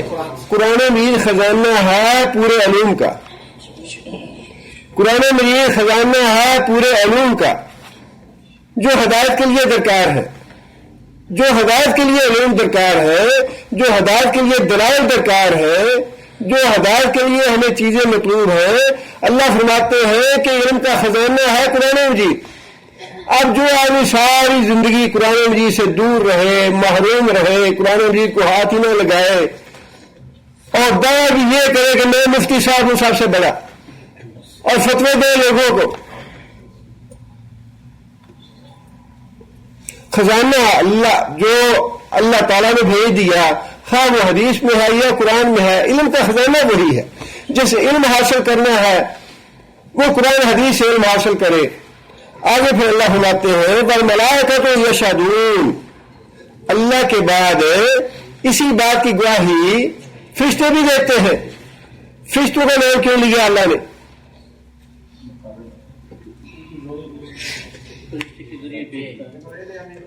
اس لیے کہ فرشتوں کے ذریعے سارے کام اللہ کرواتے ہیں۔ فرشتوں کی گواہی اس لیے اہم ہے کہ سارے کام اللہ فرشتوں کے ذریعے کرواتے ہیں۔ اب اگر جبرائیل یہ گواہی دے دے کہ میں تو آتا رہا ہوں محمد صلی اللہ علیہ وسلم کے پاس، تو اللہ کی گواہی کے بعد سب سے بڑی گواہی حضرت جبرائیل ہی کی ہوگی کہ میں گیا ہوں۔ بھائی ایک آدمی اپنے نوکر کو بھیجتا ہے کہ بازار میں جاؤ، جا کے فلاں چیز خرید کے لاؤ میرے لیے۔ اب دوسرا آدمی کہتا ہے کہ بھائی تم نے آدمی نہیں بھیجا بازار میں۔ اب وہ غلام آ کے خود گواہی دے دے کہ بھائی مجھے بھیجا تھا اسے، میں گیا ہوں بازار، میں لے کے آیا ہوں، تو سب سے بڑی گواہی تو اسی غلام کی ہوگی۔ اسی طرح فرشتے جو ہیں اللہ تعالیٰ کے حکم کی تنفیذ کرنے والے ہیں۔ تدبیر تو اللہ تعالیٰ کرتے ہیں، مدبر اللہ کی ذات ہے، لیکن اللہ تعالیٰ جو جن امور کی تدبیر فرماتے ہیں ان کی تنفیذ کرنے والے فرشتے ہیں۔ لہذا اللہ فرماتے ہیں کہ یہ فرشتے بھی اس بات کی گواہی دیتے ہیں جس بات کی گواہی میں دے رہا ہوں کہ فی الواقع میں نے ہدایت کے سارے مطلوبہ چیزیں پوری کر دی ہیں، رسولوں کو بھی بھیج دیا، کتابیں بھی بھیج دی، اور جو دل و دماغ ہدایت کے لیے دینے چاہیے تھے تمہیں وہ بھی ہم نے سارے دے دیے۔ اب تم قیامت کے دن یہ بہانہ نہیں کر سکتے کہ ہم تو یہ ہدایت سے محروم رہ گئے، ہمیں کسی نے بتایا نہیں ہے۔ بکفا باللہ شہیدا، آگے اللہ نے فرمایا کہ فرشتوں کی گواہی کی بھی ضرورت تو نہیں ہے، اس لیے کہ جب اللہ نے گواہی دے دی، اللہ کی گواہی کے بعد کسی دوسرے کی گواہی کی ضرورت ہی نہیں ہے۔ بکفا باللہ شہیدا، گواہی دینے کے لیے اللہ کی ذات کافی ہے۔ اللہ نے جو گواہی دے دی وہ کفایت کرنی چاہیے ہر انسان کو، لیکن اس کے باوجود چونکہ وہ بھی کارکنان ہیں اللہ کے امور کی تنفیذ کے فرشتے، لہذا اللہ تعالیٰ نے ذکر فرما دیا کہ فرشتوں کے ذریعے چونکہ یہ سارے امور طے ہوئے، لہذا فرشتے بھی اس بات کی گواہی دیتے ہیں کہ انسانوں کی ہدایت کے لیے جتنی بھی مطلوبہ چیزیں تھیں وہ ہم نے ساری کی ساری پوری کر دی۔ اب اس کے بعد اگر کوئی گمراہ ہوتا ہے، کوئی جہنم میں جاتا ہے، تو اس کا وبال اس کی اپنی ذات پہ ہے، اللہ سے گرا نہیں کر سکتا ہے۔ آگے پھر اللہ تعالیٰ نے وہی بات اشاع فرمائی ان الذین کفروا، اب اگر کوئی آدمی اللہ کی وحی کا انکار کرتا ہے، اللہ کی گواہی کا انکار کرتا ہے، اللہ کی آیتوں کا انکار کرتا ہے، تو وہ اس کی اپنی مرضی ہے۔ اللہ تعالیٰ نے تو ساری حجت پوری فرما دی، وَصَدُّوا عَن سَبِيلِ اللَّهِ، اور خود بھی اللہ کی راہ سے رکتا ہے، لوگوں کو بھی روکتا ہے، دین کی طرف نہیں آتا۔ قد ضلوا ضلالا بعیدا، تو یہ لوگ جو ہے گمراہی میں بہت دور چلے گئے. ان الذین کفروا، ایسے لوگ جنہوں نے اللہ کی آیتوں کو ماننے سے انکار کر دیا، اللہ کے رسولوں کی رسالت کو ماننے سے انکار کر دیا، اللہ کی ماننے سے انکار کر دیا، وظلموا، اور ظلم کیا، لم یکن اللہ لیغفر لہم، اللہ تعالی کے لیے نہیں ہے کہ ان کو معاف کر دے، ولا لیہدیہم طریقا، اور نہ ہی اللہ تعالیٰ کو کوئی مجبوری ہے کہ ضرور ان کو سیدھے راستے پہ لگائے. اللہ تو نہ ان کو ان کے گناہ معاف کرنے کے لیے مجبور ہے، نہ اللہ اس بات میں مجبور ہے کہ ان کو سیدھے راستے پہ لگائے. جو الٹے راستے پہ چلتا ہے، جہنم میں جانا چاہتا ہے، بڑے شوق سے جائے، اللہ کو کوئی مجبوری نہیں ہے. جو اللہ کا محتاج بن کے، اللہ کے دربار میں اپنا سر جھکا کے، اللہ کے آگے منت سماجت کر کے، اللہ کے آگے ہاتھ باندھ کے، اللہ کے آگے درخواست کر کے آنا چاہتا ہے، وہ آئے، اللہ اس کو دے گا.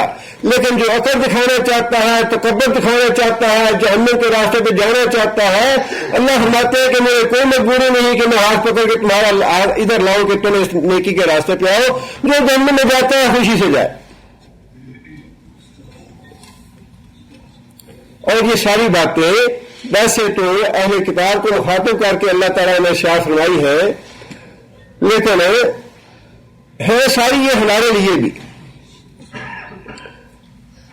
اللہ تعالیٰ کے کلام سے بعض مفسرین نے بات کی ہے اس پہ کہ اللہ تعالیٰ کی کلام جو ہے یہ اللہ کی صفت ہے. اللہ کی کلام جو ہے اللہ کی صفت ہے، اور اللہ کی صفات جو ہے ان پہ ایمان لانا واجب ہے. 99 صفاتی نام ہیں اللہ تعالیٰ کے، جن میں سے ایک اللہ تعالیٰ کا کلام کرنا بھی ہے. اور پھر اسی طرح بعض دوسری صفات ہیں اللہ تعالیٰ کی، اللہ دیکھتے ہیں، اللہ سنتے ہیں، اللہ راضی ہوتے ہیں، اللہ ناراض ہوتے ہیں. یہ ساری اللہ تعالیٰ کی صفتیں ہیں، اور ان صفات پہ ایمان لانا واجب ہے. دو فرقے تاریخ میں بہت گمراہ پیدا ہوئے اور انہوں نے بہت گمراہی پھیلائی، اور وہ گمراہی جو ہے وہ مسلسل چلتی آ رہی ہے. دوسری ہجری میں عباسی خلفاء کا دور تھا، اور جہن بن صفوان نام کا ایک آدمی تھا. اس نے سب سے پہلے یہ تصور پیش کیا کہ اللہ تعالیٰ کی صفات کی اس نے تعویل کی. عرش سے اسے مراد لی کہ یہ اس سے مراد اللہ تعالیٰ کی حکومت ہے، اور استوا سے مراد لی اس کی حکومت کی تنفیذ ہے. اور اسی طرح اللہ تعالیٰ کے ید سے، ہاتھ سے مراد لیا کہ اس سے مراد طاقت ہے. اور اسی طرح باقی جو تھی اللہ تعالیٰ کی صفات، ان کی انہوں نے توجیہ کی اور اللہ کی صفات کا انکار کر دیا اپنی عقل کی بنیاد پہ کہ عقل جو ہے وہ ان چیزوں کو مانتی نہیں. عقل کے پیچھے لگ گئے. اور یہی لوگ، چونکہ اس کا نام جہن بن صفوان تھا، یہی لوگ جہمیہ کہلوائے جنہوں نے اللہ کی صفات کا انکار کر دیا. اور پھر تقدیر کے معاملے میں بھی انہوں نے یہ فلسفہ پیش کیا کہ انسان جو ہے یہ مجبور محض ہے، یہ جو کچھ بھی کرتا ہے، نیکی کرے تب بھی اور برائی کرے تب بھی، یہ اللہ کے حکم کا پابند ہے، مجبور محض ہے. بس اس کو جنت و جہنم جو ہے وہ بس اللہ کے فیصلے سے دے دیا جائے گا، لیکن انسان کا اس میں کوئی عمل دخل نہیں ہے. یہ ایک گمراہی کا فلسفہ تھا. اس کے بعد پھر دوسرا آدمی تھا واصل بن عطا.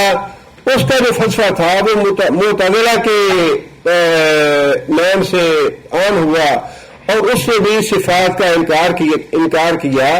صفات کا انکار کرنے میں یہ دونوں گروہ ایک جیسے تھے، لیکن تقدیر کے معاملے میں ان کا معاملہ جو ہے بالکل الٹ تھا. یہ کہتے تھے کہ تقدیر کے معاملے میں انسان مکمل طور پہ خود مختار ہے، جو کرنا چاہے کر سکتا ہے. حالانکہ یہ دونوں ہی باتیں گمراہی والی تھیں، اور یہی معتزلہ کے دور میں ہی حضرت امام احمد بن حنبل کا جو مسئلہ تھا مخلوق اور غیر مخلوق کا قرآن مجید کے بارے میں وہ پیدا ہوا۔ بادشاہ جو تھا وہ منوانا چاہتا تھا کہ قرآن مجید کو غیر مخلوق مانا جائے۔ قرآن مجید جو ہے یہ مخلوق نہیں ہے، ایک گروہ مخلوق کہنے والا تھا، دوسرا غیر مخلوق کہنے والا تھا۔ بادشاہ کیونکہ اس نقطہ نظر کا تھا کہ قرآن مجید غیر مخلوق ہے، اب اس میں بات تو یہی تھی کہ خالق اور مخلوق جو ہے، مخلوق اگر کہا جائے تو مخلوق تو ساری کی ساری فنا ہونے والی ہے، لہذا قرآن کو مخلوق میں انہوں نے شمار نہیں کیا کہ قرآن تو فنا ہونے والی چیز نہیں ہے، لہذا یہ مخلوق ہو نہیں سکتی، اور اگر مخلوق نہیں ہے تو پھر غیر مخلوق ہے۔ لیکن غیر مخلوق جو ہے وہ تو ذات صرف ایک ہی ہے، وہ دو نہیں ہے۔ اس لیے امام بن حنبل رحمۃ اللہ علیہ اور جو ان کے ساتھ دوسرے ائمہ تھے یا علماء تھے، انہوں نے اس بات کی تردید کی اور انہوں نے یہ بات کہی کہ قرآن مجید نہ خالق ہے نہ مخلوق ہے بلکہ اللہ کی کلام ہے، لہذا یہی صحیح چیز یہی ہے۔ اور پھر کیونکہ عقل پرستی ان کی بنیادی بیماری تھی، انہوں نے پھر جو قرآن مجید میں معجزات تھے ان کی بھی تعویلیں کی، قرآن مجید کے معجزات کا انکار کر دیا، اور پھر وہ احادیث جن کا تعلق جو عقل میں نہیں آتی تھی ان کا بھی انکار کر دیا کہ یہ عقل میں آنے والی نہیں ہے۔ ان کی بنیادی بیماری جو تھی وہ تھی عقل پرستی، کہ جو چیز عقل قبول کرتی ہے وہ قبول کی جائے، جس کو عقل قبول نہیں کرتی اس کی تعویل کی جائے۔ یہ تھا معتزلہ کا فلسفہ جو اب بھی منکرین حدیث کے نام سے پہچانا جاتا ہے، جو انکار کر دیتے ہیں حدیث کا دو بنیادوں کی وجہ سے۔ ایک تو یہ کہ یہ قرآن مجید کے مطابق نہیں ہے، حالانکہ ایسی بات نہیں ہے، کوئی حدیث ایسی نہیں جس میں قرآن کا اختلاف پایا جائے، اور دوسری بات یہ کہ جو بات ہماری عقل میں نہ آئے اس کو ہم ماننے کے لیے تیار نہیں ہیں۔ یہ بھی جہالت ہے اور وہ بھی جہالت ہے، تقدیر کے معاملے میں بھی اور اللہ تعالیٰ کی صفات کے معاملے میں بھی۔ صفات جو اللہ تعالیٰ کی ہیں ان کو ائمہ کرام نے اور جو علماء فضلاء ہیں انہوں نے کہا ہے کہ اللہ تعالیٰ کی صفات جو ہے وہ ثابت ہے، اور جیسی بیان کی گئی ہے ویسا ان پہ ایمان لانا چاہیے۔ اور تقدیر کے معاملے میں اللہ تعالیٰ نے نہ تو مکمل طور پہ مجبور رکھا ہے انسان کو، نہ مکمل طور پہ اس کو اختیار دیا ہے، ان دونوں کے درمیان ہے انسان کا معاملہ۔ حضرت علی رضی اللہ تعالیٰ سے کسی نے تقدیر کے بارے میں سوال کیا تو حضرت علی رضی اللہ تعالیٰ نے اسے حکم دیا کہ اپنی ایک ٹانگ اٹھاؤ۔ اس نے ایک ٹانگ اٹھائی، حضرت علی نے فرمایا دوسری بھی اٹھاؤ، کہ بھائی دوسری کیسے اٹھاؤں؟ فرمایا یہی ہے تقدیر کا معاملہ، انسان ایک حد تک اختیار رکھتا ہے لیکن مکمل اختیار نہیں رکھتا، اور اس پہ ایمان لانا بھی فرض ہے۔ سبحان ربک رب العزت عما یصفون وسلام علی المرسلین والحمد للہ رب العالمین۔ یہ دو تین سوال پچھلے جمعے کے ہیں۔ ایک بھائی نے سوال کیا تھا کہ جمعے کے بارے میں شاید میں نے یہ بات کہی تھی کہ جمعے کا دن عبادت کے لیے ہے، اور جمعے کے بعد اللہ تعالیٰ نے قرآن مجید میں رخصت دے دی ہے، فایا کویا کی صلاۃ فانتشروا فی الارض۔ تو انہوں نے یہ لکھا ہے کہ میری دکان جمعہ کے دن صبح کھلی رہتی ہے، جو رزق آتا ہے یہ حلال ہے یا نہیں ہے؟ دیکھیے ایک بات ہے انسان کی فضیلت حاصل کرنے والی، اور ایک بات ہے حلال و حرام والی۔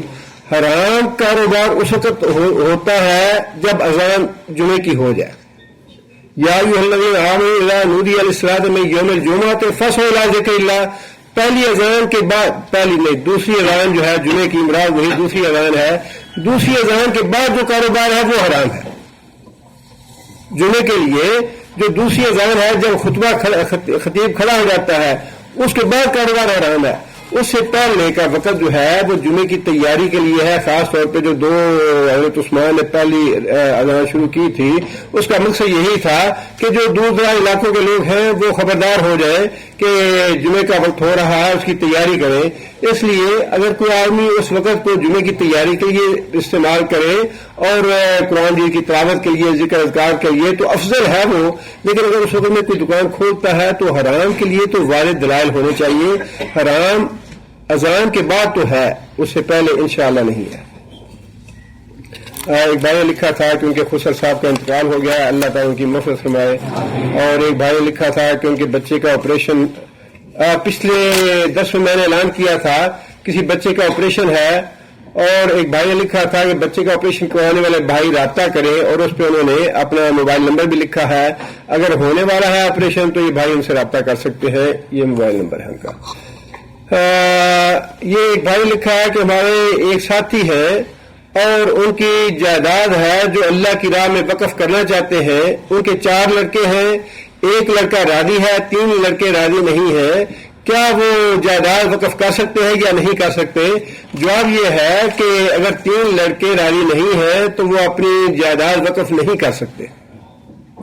1/3 کر سکتے ہیں، 1/3 حصہ بچوں کے پوچھے بغیر کر سکتے ہیں، لیکن باقی جو بچ جائے گا اس میں سے جو بچہ راضی ہے اس کا حصہ وہ وقف کر سکتے ہیں، باقی 3 جو راضی نہیں ہیں ان کا حصہ وقف نہیں کر سکتے۔ یہ ایک بھائی نے لکھا ہے کہ جو نبی صلی اللہ علیہ وسلم نے فرمایا کہ میں قسم کھا کے بعد کہتا ہوں کہ صدقے سے مال کم نہیں ہوتا، یہ قسم جو ہے کس کی ہے؟ ظاہر ہے کہ قسم اللہ تعالیٰ کے علاوہ تو کسی کی قسم کھانا ویسے ہی شرک ہے۔ قسم سے مراد یہی ہے کہ اللہ کی قسم کھانا۔ قبر کے ارد گرد چاروں طرف کھڑے مرحوم کے حق میں دعا کرنا اور قبر پر سورہ بقرہ پڑھنا، سورہ تدفین کے بعد قبر پہ سورہ بقرہ پڑھنا یہ ثابت نہیں ہے سنت سے، البتہ کھڑے ہو کے دعا کرنا تدفین کے بعد یہ انشاءاللہ ثابت ہے، اس کی ثابت کرنے کی دعا ثابت کرنے کے لیے۔ شوہر کے انتقال کے 3 روز بعد کیا عورت نیا کپڑا پہن سکتی ہے؟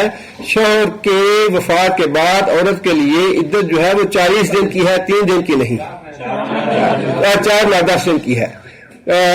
4 یا 10 دن تک عورت کو کوئی زیب و زینت نہیں کرنی چاہیے، لیکن عام جو فوتیدگی ہے 3 دن کا وقت اس کے لیے ہے۔ کیا سکرات والی موت افضل ہے یا شہید والی موت افضل ہے؟ مراد شاید ان کی یہ ہے طبی موت، شہادت کی موت جو ہے احادیث کی روح سے انشاءاللہ وہی افضل ہے۔ ایک بھائی نے لکھا ہے کہ ایک لڑکی سے ان کا رشتہ طے ہوا ہے تو کیا وہ ان سے بات کر سکتے ہیں؟ اگر نکاح ہوا ہے تو بات کر سکتے ہیں، اگر نکاح نہیں ہوا مہر منگنی ہوئی ہے تو پھر وہ ایک دوسرے کے لیے غیر محرم ہے۔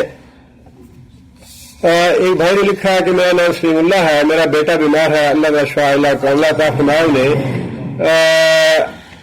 مدرسہ کے طلباء جو قرآن بھی ہل کر پڑھتے ہیں تو کیا صحیح نہیں ہے؟ کیا موبائل میں قرآن بھی موجود ہو تو بیت الخلا میں لے جانا چاہیے؟ نہیں لے جانا چاہیے۔ ایک بھائی نے لکھا ہے کافی عرصہ سے شدید بیمار ہوں، تندرستی کے لیے دعا کی درخواست ہے، اللہ تعالیٰ شفا کو عملہ عطا فرمائے۔ اور بھائی نے لکھا ہے کہ ان کے اوپر کچھ قرضہ ہے، اللہ تعالیٰ ان کی پریشانی دور فرمائے۔ ایک بھائی نے لکھا ہے میں نوکری کی تلاش میں ہوں، دعا فرمائے اللہ تعالیٰ ان کے لیے رزق حلال کے دروازے کھولے۔ میں پچھلے درس میں مکان کی رجسٹری کے لیے دعا کی درخواست کی تھی، الحمدللہ آپ کی دعا کی برکت سے انشاءاللہ رجسٹری ہوگی، اللہ تعالیٰ آسان کرے سب کے معاملات کو۔ وتر کی دعا رکوع سے پہلے پڑھنا ہے یا رکوع کے بعد؟ ویسے تو انشاءاللہ دونوں طرح پڑھنے سے کوئی حرج نہیں، لیکن اگر کوئی اور بھی زیادہ اہتمام کرنا چاہتا ہے سنت کا تو افضل یہ ہے رکوع سے پہلے پڑھی جائے۔ میری والدہ کی طبیعت ٹھیک نہیں، اللہ شفا اللہ عطا فرمائے۔ ایک بھائی نے لکھا ہے کہ میں 2 سال پہلے آیا تھا اور حالات جو ہیں وہ اچھے نہیں ہوئے، ایگزٹ پر جانا چاہتے ہیں اور ان کے مسائل اور پریشانی ہے، اللہ تعالیٰ کی پریشانی دور فرمائے۔ تحیات میں بیٹھنے کے بعد شہادت کی انگلی بار بار ہلانا حدیث سے ثابت ہے، اصل میں انگلی اٹھانا یہ ثابت ہے اور اس کا حکم ہے یا یہ سنت ہے۔ اب علماء نے اس کے بارے میں یہ وضاحت کی ہے، اگر کوئی آدمی صرف ایک دفعہ اٹھا لے تب بھی اس حکم پہ عمل ہو جاتا ہے، اگر ایک آدمی پورے تشہد میں اٹھائے رکھے حرکت نہ دے تب بھی اس پہ عمل ہو جائے گا، اور اگر کوئی بار بار اس کو اٹھاتا رہے اور نیچے کرتا رہے تب بھی اس میں کوئی حرج کی بات نہیں ہے. یہ چیزیں ایسی ہیں جن میں زیادہ قریز کرنے کی اور زیادہ اس پہ باریکی میں پڑھنے کی ضرورت نہیں ہے. مسئلہ صرف اتنا ہے کہ اس کی اہمیت بہت ہے. نبی صلی اللہ علیہ وسلم نے فرمایا کہ شیطان کو تلوار سے بھی زیادہ تیز یہ لگتی ہے اور اس کو تکلیف ہوتی ہے, لہذا اس پہ عمل کرنا چاہیے. جیسے بھی کر لیں انشاءاللہ ٹھیک ہے. سر جی کا لفظ ہمارے یہاں بہت مشہور ہے, حالوں کا لفظ مشہور ہے. اگر کوئی کہنا چاہتا ہے ویسے تو انگریزی سے نفرت کرنی ہی چاہیے, لیکن بعض چیزیں اتنی عام ہو جاتی ہیں اور وہ غیر عربی یا غیر اردو کی الفاظ ہوتے ہیں. اب بینک ہے, سکول ہے, ہاسپٹل ہے, اب بہت سی ایسی کلاس ہے, چیزیں یہ انگریزی کے الفاظ ہیں اتنے عام ہو چکے ہیں کہ اردو میں ہی استعمال ہوتے ہیں. اسی طرح اگر کسی جگہ پہ اس طرح کے الفاظ جو ہے وہ عام ہو جائیں, انسان خاص طور پہ انگریزی سمجھ کے نہ انہیں بولے, اپنی روزمرہ کی زبان میں اگر لوگ بولتے ہیں تو انشاءاللہ امید یہ ہے کہ اس سے کوئی حرج کی بات نہیں ہے. ایک بھائی نے لکھا ہے کہ دفتری معاملات میں ان کی پریشانیاں ہیں, اللہ تعالیٰ ان کی پریشانیاں دور فرمائے. اور ایک بھائی نے لکھا ہے کہ ان کی بیٹی بیمار ہے, اللہ تعالیٰ شفا عطا ہوا بیٹی کو. کیا عورت بھی کوئی نبی یا عظیم شخصیت ہے؟ عظیم شخصیت ہونا اور بات ہے, نبی ہونا اور بات ہے. اللہ نے فرمایا کہ ہم نے رجال کے علاوہ کسی کو نبی نہیں بنایا. یہ بات واضح ہے کہ کوئی عورت نبی نہیں بنی آج تک. اور جہاں تک عظیم شخصیت کا تعلق ہے, عظیم شخصیت سے مراد اگر دین کی خدمت کرنے والی ہے تو اللہ کے فضل و کرم سے دین کی خدمت کرنے والی بہت عظیم خواتین ہیں جنہوں نے دین کی خدمت کی ہے. اور دنیاوی اعتبار سے تو حکمرانی کے لیے عورت کو اللہ نے پیدا نہیں کیا. قیامت کی نشانی میں جانور کے بعد کا وہ کون سا جانور ہے؟ قرآن مجید نے اس کا نام دابۃ الارض لیا ہے. یہ 21ویں پارے میں یا 22ویں پارے میں کون سی سورہ ہے میرے ذہن میں نہیں ہے جی, 12 پارے میں ہے. تو سورہ کون سی ہے؟ نمل میں ہے. سورہ نمل میں دابۃ الارض کا ذکر ہے. یہ قیامت سے پہلے جانور ظاہر ہوگا. اس کی اگرچہ یہ جانور کہاں پیدا ہوگا یہ قرآن یا حدیث میں اس کی وضاحت نہیں ہے. پاکستان میں شریعت محمدی سال قیامت کے لیے اللہ تعالیٰ آپ کی زبان مبارک فرمائے.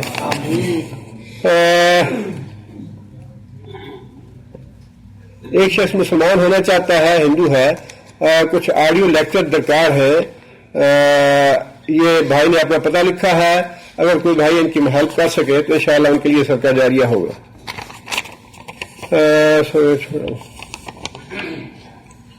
ایک بھائی نے لکھا ہے کہ کوئی خاتون ان کے اوپر جھوٹا مقدمہ بنانا چاہتی ہیں, ان سے کوئی رقم لینے کے لیے.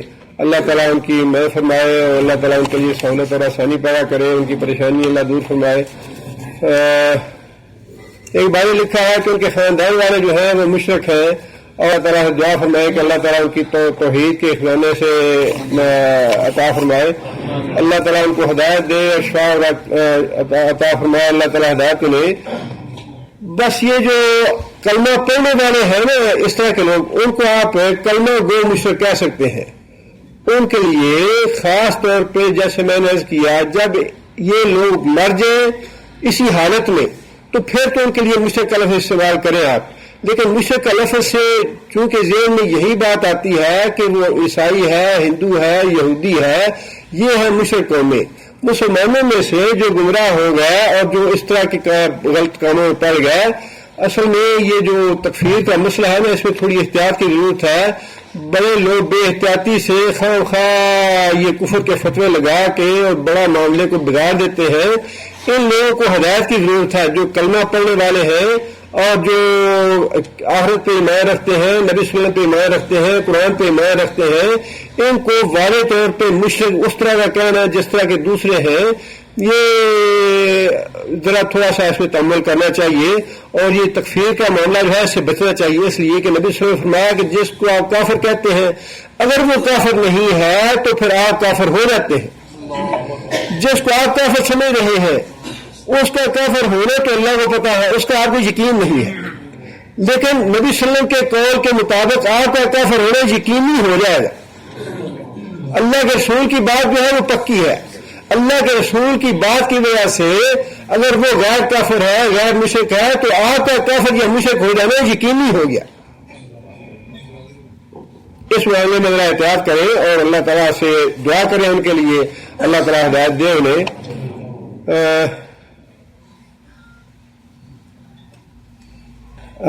میں نے 8 سال بھائیوں کے ساتھ کام کیا اور بھائیوں نے میری شادی کی، مہر انہوں نے ادا کیا، کیا یہ مہر صحیح ہے؟ اس میں کوئی حرج کی بات نہیں ہے۔ اگر ایک دوسرے کے ساتھ صلہ رحمی کرتے ہوئے ایک دوسرے کے ساتھ انہوں نے آپ کے ساتھ نیکی کی اور آپ نے ان کے ساتھ نیکی کی تو انشاءاللہ اس میں کوئی حرج کی بات نہیں۔